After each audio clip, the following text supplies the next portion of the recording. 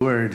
और जब आप वचन को सुने तो आप वापस रिस्पॉन्ड If it करें। resonates with you, if you hear which you agree, come on, say amen, because that's the pattern we see in heaven. और जैसा कि हम स्वर्ग में देखते हैं वैसा ही मैं चाहूंगा कि आप करें। जब आप किसी बात से सहमत हो तो आप आमेन कहें। Amen? Amen. All right, open your Bibles to James chapter 3 verses 16. We will see from the Amplified Classic Version. याकूब 3:16 हम एम्पलीफाइड अनुवाद से देखेंगे। For wherever there is jealousy and contention, rivalry and selfish ambition, there will also be confusion, unrest, disharmony, rebellion, and all sorts of evil and vile practices. जहाँ कहीं, इसीलिए कि जहाँ डाह और विरोध होता है, जहाँ कहीं दुश्मनी और अपने जहाँ विरोध होता है वहाँ बखेड़ा और हर प्रकार का दुष्कर्म भी होता है। So Bible is saying that jealousy becomes the root of every evil work. तो यहाँ बाइबल बता रही है कि जब हम ईर्ष्या रखते हैं या जलन करते हैं वो हर एक दुष्कर्म की जड़ है। And many times we see jealousy as just an emotion.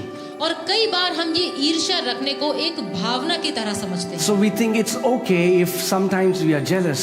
और हमें लगता है कि ठीक है, कभी कभार चलता है अगर हमने कभी जलन रखी तो। But the Bible is saying लेकिन बाइबल हमें यहाँ बताती है that jealousy कि ईर्ष्या रखना becomes the very root. वो जड़ बन जाता है। And you know, jealousy is born from comparison. और आप जानते हैं ये ईर्ष्या रखना या ये जलन करना ये आता है जब हम अपनी तुलना करना शुरू कर देते हैं। When we are not rooted and grounded in our identity in which God made us. जब हम अपनी पहचान में जड़ नहीं पकड़े हुए।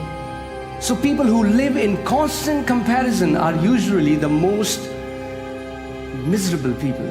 तो वो लोग जो हमेशा हर समय अपनी तुलना औरों से करते रहते हैं उनका जीवन ज्यादातर बिखरा हुआ होता है। Because you'll always find somebody better than you. क्योंकि आप हमेशा पाएंगे कि आपसे बेहतर कोई ना कोई है। And as long as you're comparing your life to someone who is better, guess what? We'll have jealousy. और जब आप अपने जीवन की तुलना औरों के साथ निरंतर करते रहेंगे तो क्या होगा? आप जलन करने या ईर्ष्या करने लगेंगे। People who live in jealousy usually are very bitter. वो लोग जो जलन में हमेशा जलन रखते हैं और ईर्ष्या करते हैं वो बहुत कड़वे लोग होते हैं। Can I say this, that comparison is a joy stealer? क्या मैं ये कह सकता हूँ कि तुलना करने का मतलब है कि आप आनंद रहित हैं? Because there will always be somebody who has a bigger house, a better salary, a bigger car than you. क्योंकि मैं आपको बता दूं कि ये हमेशा होगा कि आपसे बेहतर कोई ना कोई होगा जिसके पास आपसे बेहतर नौकरी, आपसे बेहतर कार, आपसे बेहतर घर होगा। So the pursuit of our life is not after the bigger and better. तो हमारे जीवन की जो उद्देश्य है वो एक बड़ी कार नहीं है। You know, we are not running after the bigger and better. हम इसके पीछे नहीं भाग रहे कि हमें और ज्यादा बेहतर और ज्यादा बड़ा कुछ मिले। Because that pursuit is never ending. क्योंकि वो उद्देश्य ऐसा है जो कभी खत्म नहीं होता। But the Bible says if we pursue, we have to pursue Him and His kingdom and His righteousness. लेकिन बाइबल बताती है कि यदि हमें किसी बात का पीछा करना है तो वो है परमेश्वर और उसका राज्य और उसका हृदय। Amen. We are pursuing His kingdom. We are pursuing Jesus. We want to know Him more. हम यीशु का, उसके राज्य का, उसका हम पीछा कर रहे हैं, हम उसको और ज्यादा जानना चाहते हैं। Amen. Amen. You know, whenever you see someone who is doing better than you, जब कभी भी आप किसी ऐसे व्यक्ति को देखें जो जीवन में आपसे बेहतर कर रहा है, उन्नति कर रहा है, you can have two responses. आपके दो तरीके के रिस्पॉन्स हो सकते हैं। Either you can become jealous या तो आप ईर्ष्या रख सकते हैं and fight them और उनसे लड़ सकते and हैं hate them और उनसे नफरत कर सकते because हैं you wanted to be them, क्योंकि आप उनकी जगह होना but चाहते हैं because you're not them, लेकिन आप क्योंकि वो नहीं हैं so you hate them. तो आप उनसे नफरत करते हैं Or या फिर you can be inspired by them. आप उनसे प्रोत्साहित हो सकते हैं You can go to them आप उनके पास जा सकते हैं and say, I want to learn from you. और कह सकते हैं कि मैं आपसे सीखना चाहता हूँ That's why the Bible says, people who are humble, they shall be exalted. इसीलिए बाइबल कहती है कि वो लोग जो नम्र हैं वो ऊंचाइयों पर उठाए So जाएं whenever you see someone who is doing better and who is doing something that you want to do, humble yourself, go to them and ask them about their journey. तो इसीलिए जब आप किसी व्यक्ति को देखें जो आपसे बेहतर कर रहा है जो उन्नति कर रहा है तो आप उनके पास जाएं नम्र बने और कहें कि आप ऐसा क्या कर रहे हैं मुझे सिखाएं मैं आपकी यात्रा के बारे में जानना चाहता हूं Don't fight them, उनसे लड़े नहीं get inspired by them. उनसे प्रोत्साहित होए You know, so many people are trying to fight those whom God had ordained to bless them. और कई लोग उन लोगों से लड़ते हैं जिनको परमेश्वर ने नियुक्त किया है कि वो उनको आशीषित करेगा Amen. Look at Lucifer. Lucifer को देखें The Bible says he was a beautiful archangel. Bible बताती है कि वो एक बहुत ही खूबसूरत एक स्वर्गदूत था God had adorned him with the beautiful precious stones. परमेश्वर ने लूसीफर को खूबसूरत रत्नों से उसको सजाया था But somehow he was not satisfied in his rank. लेकिन फिर भी कहीं ना कहीं वो इसमें संतुष्ट नहीं था He was not grateful for the place God had given him. वो उस बात के लिए धन्यवादित नहीं था जो परमेश्वर ने उसको जगह दी थी What happened in heaven? क्या हुआ स्वर्ग में Jealousy. ईर्ष्या He got jealous of God. वो परमेश्वर से जलन रखने लगा ईर्ष्या करने लगा And he said, I want to be like him. और उसने कहा कि मैं परमेश्वर की तरह बनना चाहता हूँ And jealousy gave birth to hatred and bitterness. और उस ईर्ष्या ने नफरत को जन्म दिया And once who was a creation of God became the enemy of God. और वो जो एक समय परमेश्वर की सृष्टि था वो परमेश्वर का दुश्मन बन गया What if he would have humbled himself and be grateful? क्या होता यदि वो अपने आप को नम्र करता और धन्यवादित होता जो परमेश्वर ने उसको जिस तरीके से रचा था उसके But see, that's what jealousy does. लेकिन यही है जो ईर्ष्या करती है If you'll allow jealousy in your heart, यदि आप अपने हृदय में ईर्ष्या को जगह देंगे you'll start hating those who should be your role models. आप उन लोगों से नफरत करने लगेंगे जिन लोगों से आप सीख सकते हैं Don't fight the hands God has ordained to bless you. उन हाथों से नफरत ना करें उनसे लड़े ना जिनको परमेश्वर ने आपके जीवन में रखा है कि उनके द्वारा आपको आशीषित कर सके Look at the story of Abel and Cain. हाबिल और केन की कहानी को देखें Both brought an offering to God. दोनों परमेश्वर के लिए एक भेंट लेकर आए The Bible says God received Abel's offering, but God rejected Cain's offering. Bible बताती है कि परमेश्वर ने हाबिल की भेंट को स्वीकार किया और केन की जो भेंट थी उसका इनकार किया And our Father is not unjust. और हमारा पिता अन्यायी नहीं है So he told Cain, उसने केन से कहा he said, Cain, उसने कहा केन sin is waiting for you at the door. पाप तेरे लिए दरवाजे पर इंतजार कर रहा है But you should subdue it.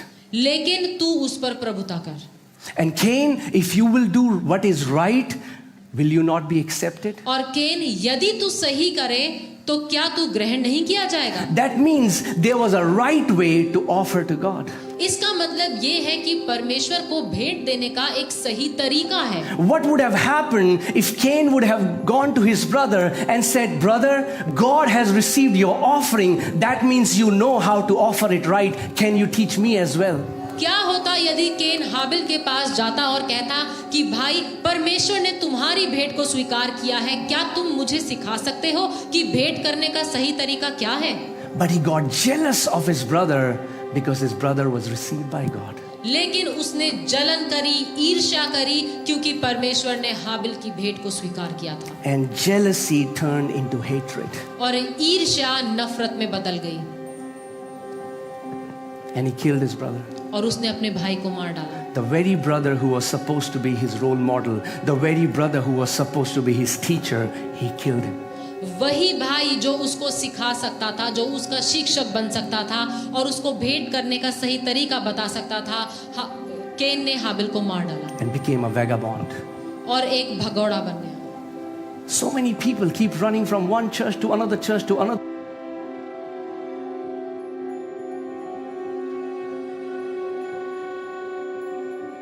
और कई लोग एक कलीसिया छोड़ दूसरी और फिर तीसरी कलीसिया में भागते रहते हैं, क्योंकि वो उन लोगों से लड़ रहे हैं जिनको परमेश्वर ने उनके जीवन में नियुक्त किया है कि वो उनको सिखा सकें और उनको सही कर सकें जब वो गलती करते हैं। Why do you think successful people are hated in this world? आपको क्यों लगता है कि जो सफल लोग हैं उनसे इस दुनिया में नफरत की जाती है?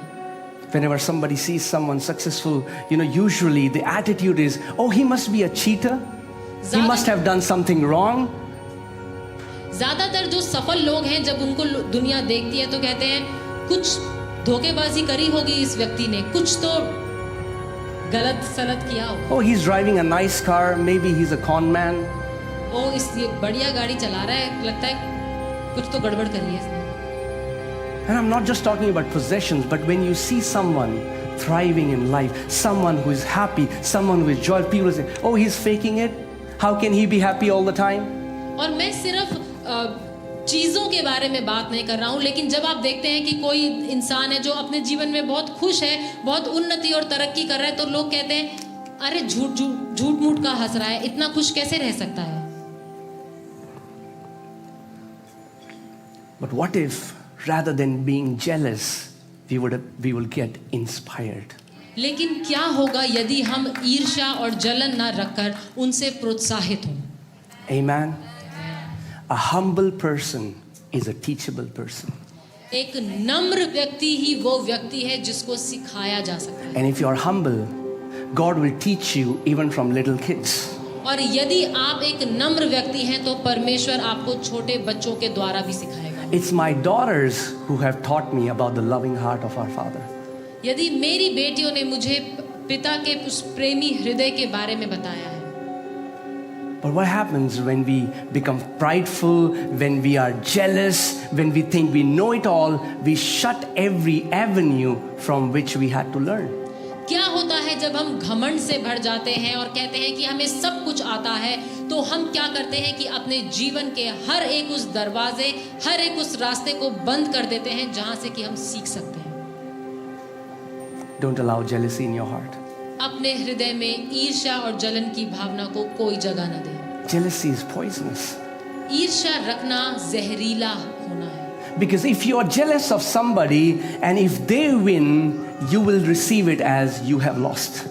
और यदि आप ईर्ष्या रखते हैं, जिस व्यक्ति से आप ईर्ष्या रखते हैं, जब वो अपनी जिंदगी में किसी भी बात में तरक्की करेंगे या जीतेंगे, आपको ऐसा लगेगा कि आप हार गए। You are looking for a job, your friend is looking for a job, and he got a nice job. आप एक नौकरी तलाश कर रहे हैं, आपका दोस्त एक नौकरी तलाश कर रहा है और आपके दोस्त को नौकरी मिल गई। What happened? क्या हुआ? Soon after that, you don't want to see his face. थोड़े ही समय के बाद अब आप उसका चेहरा भी नहीं देखना चाहते। You don't want to receive his call.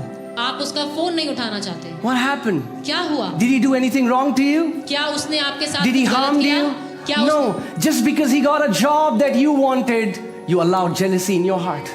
सिर्फ इसीलिए क्योंकि जो नौकरी आपको चाहिए थी वो उसको मिल गई, आपने जलन और ईर्ष्या को अपने हृदय में जगह दे दी। What if you would have gone to him and said, "Can you tell me how you gave the interview? What was the way that you answered the questions that they were asking you?" क्या होता यदि आप अपने दोस्त के पास जाते और पूछते, ऐसा क्या हुआ, तुमने ऐसे कौन से सवालों के जवाब दिए, किस तरीके से दिए कि तुम्हें ये नौकरी मिल गई, मुझे भी सिखाओ। Abel had done no wrong to Cain. हाबिल ने केन के साथ कुछ गलत नहीं किया था। There was absolutely nothing wrong that he did. उसने कुछ भी गलत नहीं करा था, But still Cain killed him. लेकिन फिर भी केन ने हाबिल को मार डाला। You know, so many people hate you because you are blessed by God. आप जानते हैं कई लोग आपसे नफरत करते हैं सिर्फ इसीलिए क्योंकि आपको परमेश्वर ने आशीषित किया है। You have done them no wrong. आपने उनके साथ कुछ भी गलत नहीं किया।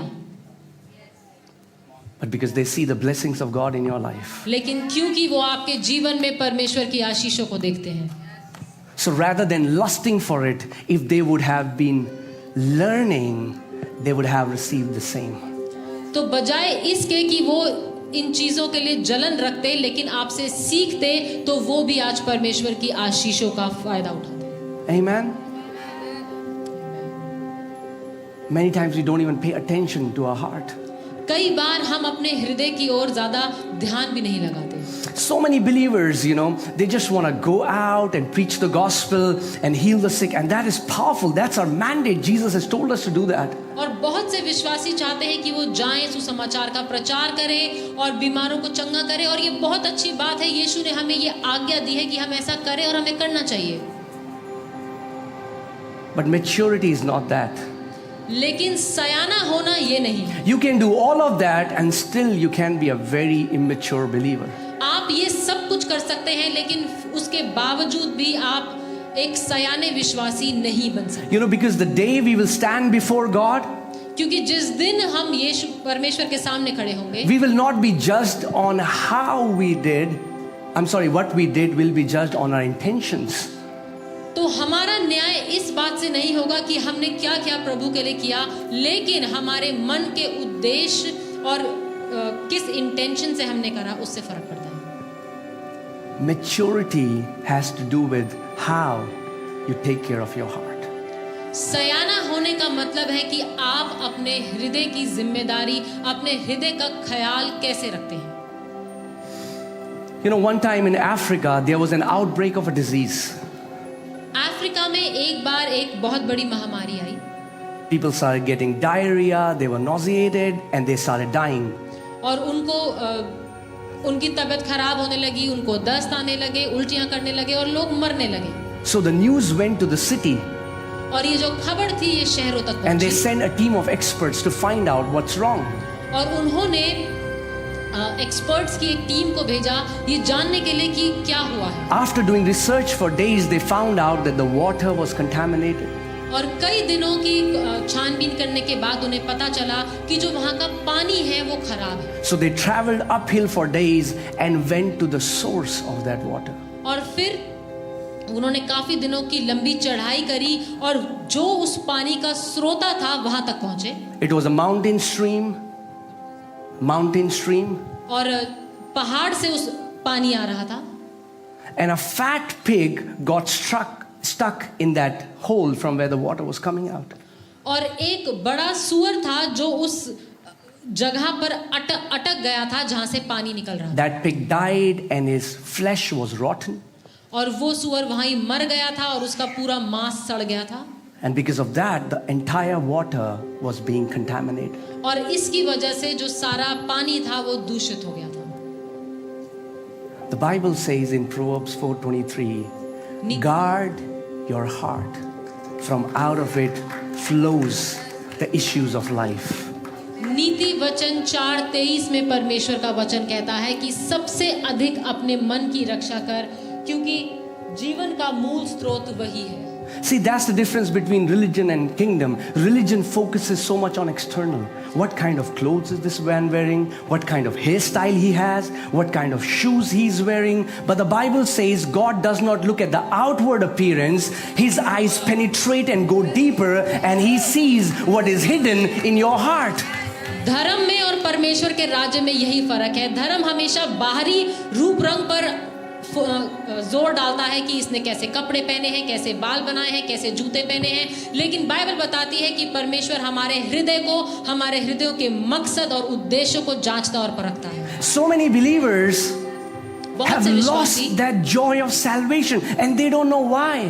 और बहुत से विश्वासी ऐसे हैं जिन्होंने उस उद्धार के आनंद को खो दिया है और वो नहीं जानते कि ऐसा क्यों हो गया है। Because something unclean is stuck at the source.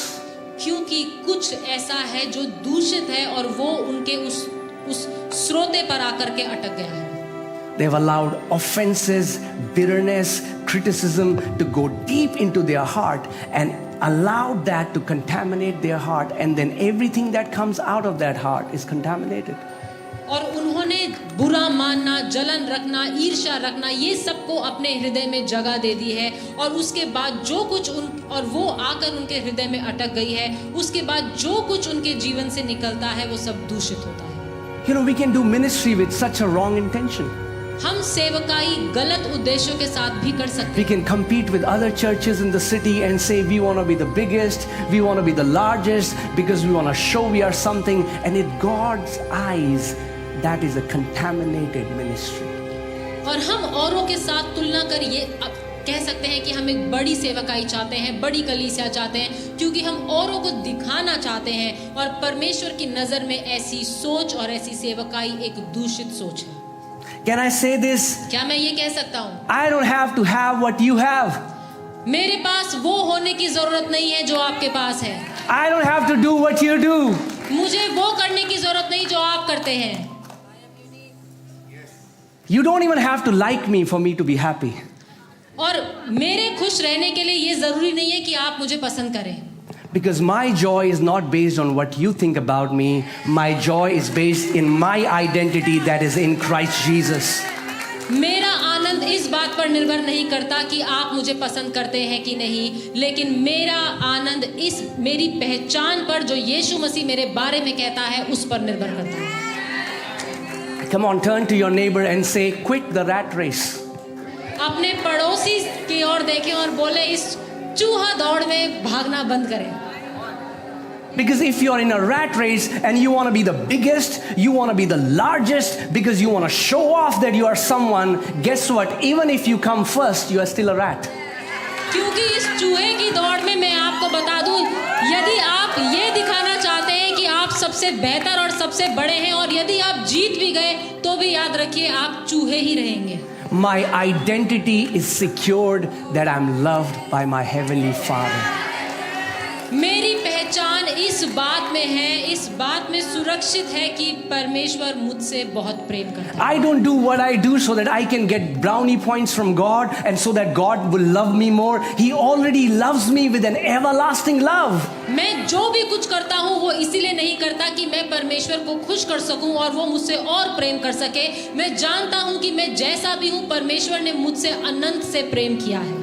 You know, the Bible says that Jesus gave talents to different people according to their ability.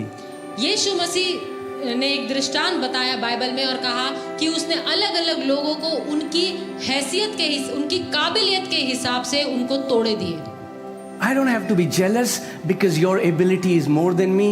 I have to focus on that I want to serve God with all of my ability. मुझे आपकी काबिलियत देखकर ईर्ष्या या जलन नहीं रखनी, लेकिन मुझे ये देखना है कि जो मेरी काबिलियत है, जो मुझे दिया गया है, मैं अपने उस पूरे मन और अपने पूरे जीवन से उसकी सेवा कर सकूं। If my father gave me one talent, then I'll be faithful in that one talent. यदि मेरा पिता मुझे एक तोड़ा देता है तो मैं अपने उस एक तोड़े में पूरा विश्वासी If हूँ। my father has given me 5 talent, then I'll be faithful in 5 talent. यदि परमेश्वर ने मुझे 5 तोड़े दिए हैं तो मैं उन 5 तोड़ों में विश्वास योग्य रहूंगा। But guess what? लेकिन सोचिए क्या, If you look at someone else who got 10 talent and you got jealous, you will do nothing with the talent that God gave you.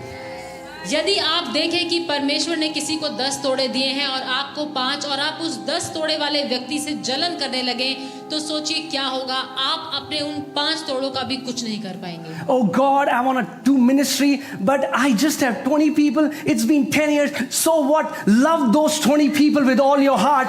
Build them up. Equip them in Christ. Because Bible says he who is faithful in least, Hallelujah. he will be given much. आप कहेंगे कि प्रभु 10 साल हो गए और मेरे पास सिर्फ 20 ही लोग हैं, तो मैं कहूँगा तो क्या आप उन 20 लोगों से बेइंतहा प्यार करें, उनको सिखाएं, उनको सशक्त बनाएं, क्योंकि बाइबल बताती है जो कोई थोड़े में विश्वास योग्य है वो ज्यादा में भी विश्वास योग्य रहेंगे। Amen. Can I say this, that your father has kept an inheritance for you which has your name written in it. और क्या मैं आपसे ये कह सकता हूँ कि आपके पिता ने आप सबके लिए एक मिरास रखी है, जो और वो खास तौर आपके लिए रखी है और उसमें आपका नाम लिखा है। So rather than getting jealous when somebody else gets blessed, God didn't take it from your inheritance and gave it to him. जब आप देखें किसी को आशीषित होते हुए और तरक्की करते हुए, तो आप उससे जलन मत रखिए, क्योंकि परमेश्वर ने आपकी मिरास में से निकाल कर उसको कुछ नहीं दिया। Amen. Your portion is your portion. आपका जो भाग है वो आप ही का भाग है, किसी और का नहीं। It was your portion from eternity. Before you were even born, God had kept your name on it. अनंत से भी पहले, जब आप रचे भी नहीं गए थे, उससे पहले परमेश्वर ने आपके लिए एक भाग रखा था और वो आप ही का है। Amen. You know, the Bible says that we are His family. Ephesians chapter 3 says that God has a family in heaven and God has a family on earth. इफिसियों 3 में बाइबल बताती है कि परमेश्वर का एक परिवार है स्वर्ग में और परमेश्वर का एक परिवार है पृथ्वी पे, और हम उसका परिवार हैं। What happens if one of your family member does amazing? क्या होता है जब आपके परिवार में कोई भी एक व्यक्ति खूब तरक्की करे या कुछ बहुत अच्छा या अद्भुत करे? Wins a gold medal, कोई गोल्ड becomes मेडल a जीते, champion in some field. किसी भी क्षेत्र में बहुत तरक्की करे, The entire family is so proud. The entire family rejoices. जब कोई एक व्यक्ति उन्नति करता है तो पूरा परिवार उसके साथ खुशी मनाता और आनंद करता और बहुत घमंड करता है। If we really say that we are His family, then why do we get jealous when we see our brothers and sisters thriving? जब हम कहते हैं कि हम एक परिवार हैं, तो क्यों हम जलन रखते हैं जब अपने ही भाई और बहन को तरक्की करते हुए देखते हैं? Why don't we rejoice and we say, thank you, Father, for blessing my brother. Thank you, Father, for blessing my sister. क्यों ना हम परमेश्वर का धन्यवाद करते हैं कि प्रभु तेरा धन्यवाद हो कि तूने मेरे भाई को, मेरी बहन को आशीषित किया है। Amen.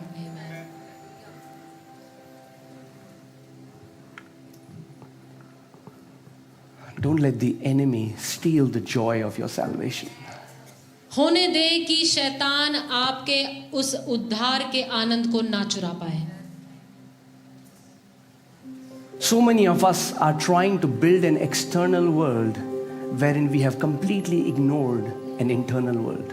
हम में से बहुत से लोग अपनी उस बाहरी दुनिया को बनाने में लगे हुए हैं, जबकि हमारा अंदरूनी मन, हमारा भीतरी जीवन बिखरा हुआ है। Some people are carrying that bitterness for what has happened 30 years ago. कई लोग अपने मन में जो उनके साथ 30 साल पहले हुआ उसकी कड़वाहट आज तक लेकर घूम रहे हैं, And they don't allow God to heal them. और वो इस परमेश्वर को अनुमति नहीं देते कि परमेश्वर उनको इस कड़वाहट से छुटकारा दे। The Bible says, do not remember the former things.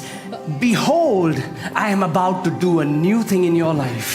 Bible बताती है कि पुरानी बातों को भूल जाओ और देखो मैं तुम्हारे बीच एक नई बात करने वाला हूँ। If you keep beholding the old things, you will never be able to see the new things that God has in store for you. यदि आप हमेशा अपनी पिछली पुरानी बातों पर ध्यान लगाए रखेंगे, उनको पकड़े रखेंगे, तो आप नजरअंदाज कर देंगे और नहीं देख पाएंगे उन नई बातों को जो परमेश्वर आपके जीवन में करना चाहता है। And one thing the enemy plays tricks with our mind is he convinces us by telling us no one understands me. और एक झूठ जो शैतान हर एक विश्वासी से बोलता है कि कोई भी तुझे समझ नहीं सकता। Oh brother, if you knew what I had gone through. ओ भाई, यदि तुम्हें पता होता कि मैं कितने बुरे समय से गुजरा हूँ। I just want to crash your pity party right now. मैं आपकी जो ऐसी तरस से भरी हुई सभाएं हैं, पार्टियां हैं, उनको खत्म करना चाहता हूँ। There is nobody here who was not rejected, not betrayed, not was wronged by someone else. We all, as long as we live on this earth, we will have to go through hurt and pain and betrayal. यहाँ पर बैठा ऐसा व्यक्ति कोई भी नहीं है जिसने कभी धोखा ना खाया हो, जिसके बारे में लोगों ने कुछ गलत ना कहा हो। और मैं आपको बता दूं, जब तक हम इस दुनिया में हैं, ठोकरें लगेंगी, दिल दुखेगा, लोग धोखा देंगे। Amen. If you say, no, I want a perfect environment, then wait, Elon Musk is maybe trying to colonize Mars, so you can go there where there are no people, because as long as you are in the midst of people, there will be hurt, there will be betrayal, people will do bad things against us. यदि आप चाहते हैं कि आपको बिल्कुल एक ऐसी जगह मिल जाए जहां पर ये सब ना हो, तो ऐसा नहीं हो सकता। जब तक लोग हैं, जब तक आप लोगों से घिरे हुए हैं, दिल दुखेगा, बुरा मानेंगे और धोखा खाएंगे, ये सब चीजें होंगी। या फिर मंगल ग्रह में चले जाओ, या और either go to Mars. right? But it is in those situations God teaches us to love like Him. लेकिन ऐसी ही परिस्थितियों में परमेश्वर हमें सिखाता है प्रेम करना। You know, we all say, "Oh Jesus, I want to love like you." हम सब प्रार्थना करते हैं कि ओ यीशु, मैं तेरी तरह प्रेम करना चाहता हूँ। Dangerous prayer. खतरनाक प्रार्थना है। Amen. Dangerous prayer. खतरनाक प्रार्थना है। Because guess what? क्योंकि सोचिए क्या, He will give you many opportunities to be like Him. क्योंकि वो आपको ऐसे बहुत से मौके देगा कि आप उसकी तरह प्यार कर सकें। And then He would say, "Son, daughter, you said you want to be like me. Come on, I live in you and you can do all things through me. So now forgive that person. Let it go. Bless those who persecute you. Bless your enemies. Do not return evil for evil. Do good for evil." और प्रभु कहे, जब आपको ऐसे मौके देगा, वो कहेगा मैं तुम्हारे अंदर रहता हूँ, तुम अपने दुश्मनों से, अपने बैरियों से प्रेम करो, उनको श्रापित ना करो पर उनको आशीषित करो, उनके साथ बुरा मत करो पर उनके साथ अच्छा करो, वैसा ही प्रेम करो जैसा मैंने सबसे किया, माफ करो।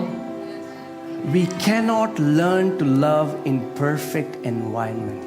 हम प्रेम करना तब नहीं सीख सकते जब सब कुछ हमारे आसपास सिद्ध है और सही चल रहा है। Right? So what happens? Young people watch a lot of Hollywood, Bollywood movies, and they see all the date nights and all the amazing things, and they're like, "Wow, we want to get married." और जवान लोग बहुत सी फिल्में देखते हैं और वो देखते हैं कि कैसे पेड़ों के आगे पीछे नाच रहे हैं, तो उनको लगता है कि शादी कर लेंगे तो सब बढ़िया हो जाएगा। But what happens behind the scenes? They don't show you. लेकिन पर्दे के पीछे की कहानी वो नहीं बताते। So you are so amazed. You're on cloud number 9, and then you get married. और आपके तो पैर जमीन पर है ही नहीं, आप चाहते हैं कि बस हमारी शादी हो जाए। And then say, "Oh, my wife is a cow." और फिर आप कहते हैं मेरी बीवी तो बिल्कुल गाय है। And then at night 2 horns come out. लेकिन रात में उसके 2 सींग निकल आते हैं। And vice versa, okay? Or the husband has the horn. Yeah, I see some women are like, "You wait, pastor. We want to talk to you after the meeting." कुछ बहनें यहाँ कह रही हैं, अरे भाई आपको पता Yeah. नहीं है, यहाँ उल्टा है, यहाँ पति के निकल आते हैं, आपको बताएंगे बाद में।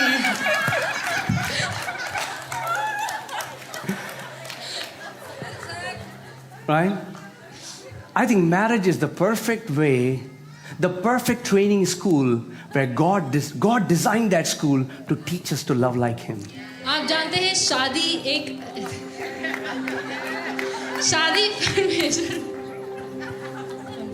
शादी परमेश्वर ने एक ऐसी चीज रखी है जहां पर परमेश्वर चाहता है कि हम बिना शर्तों वाला प्रेम करना सीख सकें। You know, Jesus told Peter, if anybody wrongs you, you need to forgive them 70 times 7. One brother was asking me, how will one person wrong you 70 times 7? He was not married. I mean, like, I'm not saying wrong in the sense, but offend, yeah. यीशु मसीह ने पतरस से कहा कि यदि कोई, पतरस ने यीशु मसीह से पूछा कितनी बार माफ करना चाहिए, यीशु मसीह ने कहा 70 गुना 7। तो मेरे पास एक व्यक्ति आया और उसने कहा कि ऐसा कैसे हो सकता है, यीशु मसीह तो शादीशुदा भी नहीं थे, उनको कैसे पता? Okay. Just a joke, okay? सिर्फ But एक yes, we learn to love in difficult situations. So हम when a couple gets married, they have this honeymoon period. जब शादी होती है तो उनका एक हनीमून पीरियड होता है, Where one is honey, the other is moon. जहाँ पर एक हनी है और एक moon. And then when they come back, the real training starts.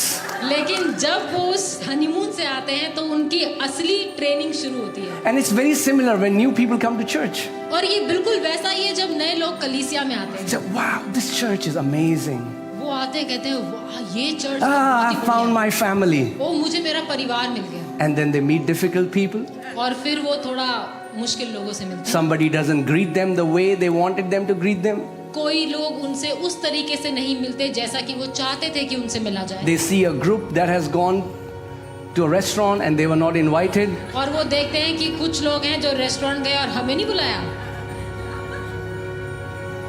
Something starts boiling in them. और फिर उनके अंदर कुछ होने लगता है। And that is the time we learn to love like Jesus. और वही वो समय है जब हम यीशु की तरह प्रेम करना You know, somebody came to me and he was like, Pastor, I'm so offended. You know, these groups, they keep going to restaurants and they do party and they don't invite me. I said, brother, I'm with you. They don't invite me as well. और एक भाई मेरे पास आया और कह रहे कि भाई मैं बहुत ही बुरा माना हुआ हूँ, एक झुंड है, ये लोग जाते हैं, खूब मस्ती करते हैं, खाते पीते हैं और कभी भी मुझे नहीं बुलाते। और मैंने कहा भाई मैं भी तुम्हारे साथ हूँ, वो मुझे भी कभी नहीं बुलाते। Amen. All right. The reason why we gather is because of the blood Jesus Christ has shed. And he calls us his family. एक कारण जिसकी वजह से हम सब मिलते और इकट्ठे होते हैं वो है कि यीशु ने हमारे लिए अपना लहू बहाया। हम सब एक परिवार हैं। And in this gathering, we learn to love like him. और जब हम ऐसे मिलते हैं हम सीखते हैं कि कैसे हम एक दूसरे से प्रेम करें। Amen. Come on, let's open our Bibles to Hebrews chapter 12 verses 15. इब्रानियों 12 उसका 15 हम देखेंगे। The Bible says, looking carefully, lest anyone fall short of the grace of God. और ध्यान से देखते रहो, ऐसा ना हो कि कोई परमेश्वर के अनुग्रह से वंचित रह जाए। Everything in our life is because of his grace. जो कुछ भी हमारे जीवन में है वो उसके अनुग्रह के द्वारा है। We are saved by grace. हमने उद्धार पाया अनुग्रह के द्वारा। Everything that God has done in our life is by grace. जो कुछ भी प्रभु ने हमारे जीवन में किया वो उसके अनुग्रह के द्वारा है। We cannot earn it. हम उसे खरीद नहीं सकते। But you know what we can do? लेकिन आप जानते हैं हम क्या कर सकते हैं? We can fall short of it. लेकिन हम उससे वंचित रह सकते हैं। And so many times, you know, over the decade where I've done ministry and I have gone to places and seen people, and I've always seen, Lord, why is it that for some people it's so hard? और अपने इन सेवकाइयों के सालों में मैंने देखा और मैंने कई बार प्रभु से पूछा कि प्रभु ऐसा क्यों है कि कुछ लोगों के लिए बहुत मुश्किल है। Why does it seem like grace is ineffective in their lives? ऐसा क्यों लगता है कई बार कि उनके जीवन में ये अनुग्रह जो है वो कार्य नहीं कर रहा? When your word says that, you know, we are blessed with every spiritual blessing in the heavenly places. जब परमेश्वर का वचन कहता है कि हम हर एक आत्मिक आशीषों से आशीषित। When your word says that the joy of the Lord is our strength, when your word says that you have given us your peace. और जब प्रभु तेरा वचन कहता है कि तेरा आनंद ही मेरा बल है और तूने हमें अपनी शांति दी है। Here is the scripture that teaches us why. ये है वो आयत जो हमें सिखाती है कि क्यों ऐसा होता है। Not looking casually, but looking carefully, lest anyone fall short of the grace of God. और ध्यान से देखते रहो, ऐसा ना हो कि कोई परमेश्वर के अनुग्रह से वंचित रह जाए। Lest any root of bitterness springing up cause trouble, and by this many become defiled. कोई कड़वी जड़ फूट कर कष्ट दे और उसके द्वारा बहुत से लोग अशुद्ध हो जाएं। Children of God who keep holding on to bitterness. परमेश्वर की वो संतान, वो लोग, वो बच्चे जो कड़वाहट को अपने हृदय में रख के रखते हैं,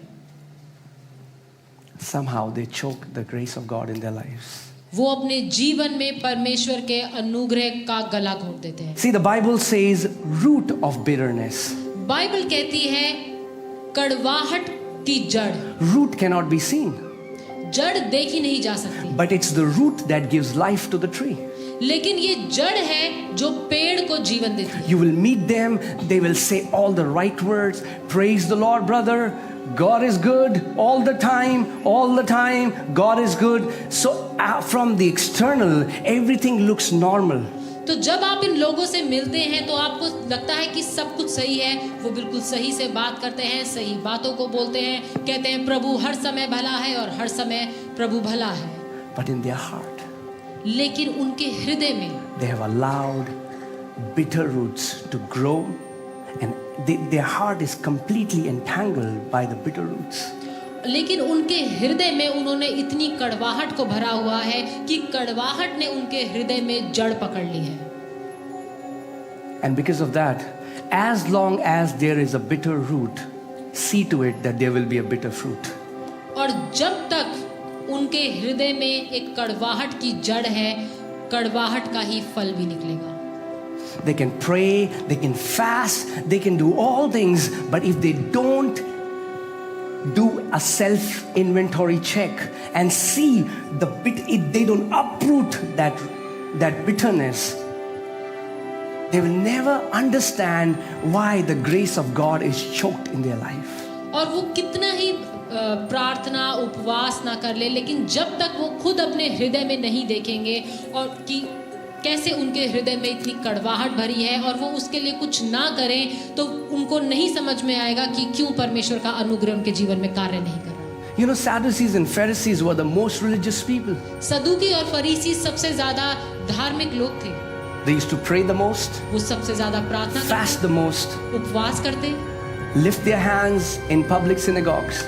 और वो आराधनालयों में अपने हाथ उठाते। They were very disciplined in giving their tithes. They were very disciplined in giving their offerings to God. अपने दशवांश और भेंट देने में वो बहुत सही थे, सही तरीके से देते थे। But still their heart was filled with envy and jealousy and bitterness. लेकिन फिर भी उनके हृदयों में ईर्ष्या भावना और कड़वाहट थी। And when Jesus looked at their heart, he said, "You are of your father the devil." और जब यीशु ने उनको देखा तो उन्होंने कहा कि तुम अपने पिता के हो जो कि शैतान है। Many times we focus so much on, and I'm all for fasting and praying, but if that is not flowing from a pure heart, even the fasting is defiled, even the praying is defiled, even our leading the church is defiled. Anything that comes from a contaminated source is contaminated. और मैं प्रार्थना और उपवास के खिलाफ नहीं, ये बहुत अच्छी बात है, लेकिन यदि प्रार्थना और उपवास एक सही उद्देश्य, सही मकसद के साथ ना किया जाए तो जो कुछ भी हम कर रहे हैं वो सब कुछ परमेश्वर के सामने दूषित है। Thank you for this pin drop silence. इतनी शांति के लिए धन्यवाद। Amen. Well, I would believe that Lord is doing something in our heart. और मैं विश्वास कर रहा हूँ कि प्रभु हमारे हृदयों में कुछ कर रहा है।